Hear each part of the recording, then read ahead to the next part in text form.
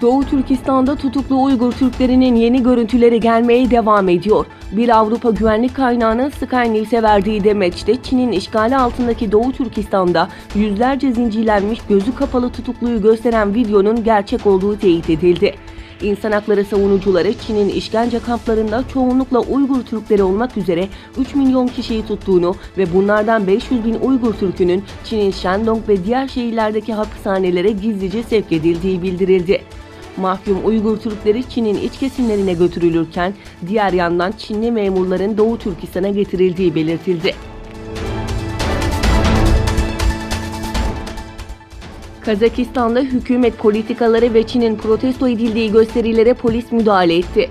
Kazakistan'da halk gelir dağılımındaki adaletsizliği, insan hakları ihlallerini ve Çin'in yayılmacı politikasını protesto ederek 30 yıllık iktidarı istifaya çağırıp hükümete karşı protesto gösterisi düzenledi. Başkent Nur Sultan ve Almatı'da düzenlenen gösterilerde polis en az 57 kişiyi gözaltına aldı. Çin'in Kazak ekonomisinde genişlediğini, Çin menşeli şirketlerin işe alma konusunda yerel halkı tercih etmediğini, edenlerin ise çok düşük ücretler ödediğini belirten eylemciler hükümeti istifaya çağırdı.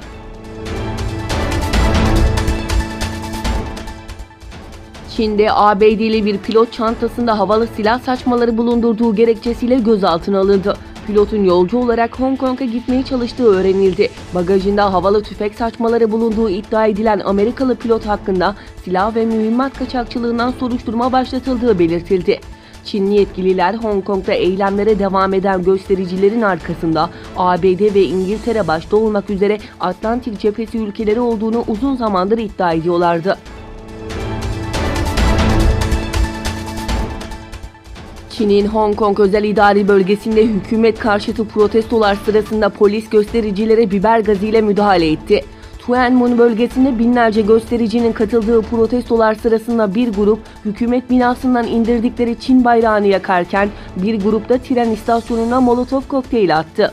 Gösteriler sırasında çok sayıda kişi gözaltına alındı.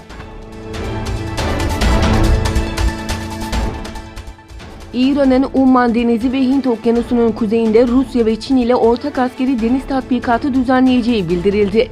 Umman Denizi ve Hint Okyanusu'nda gerçekleşecek tatbikata Rusya ve Çin donanmasının da katılacağını aktaran İran Genelkurmay Başkanlığı Uluslararası İlişkiler Birimi Başkanı Muhammed Şeltuki, devrimden sonra ilk kez Rusya ve Çin ile üçlü askeri deniz tatbikatı düzenleyeceğiz ifadesini kullandı.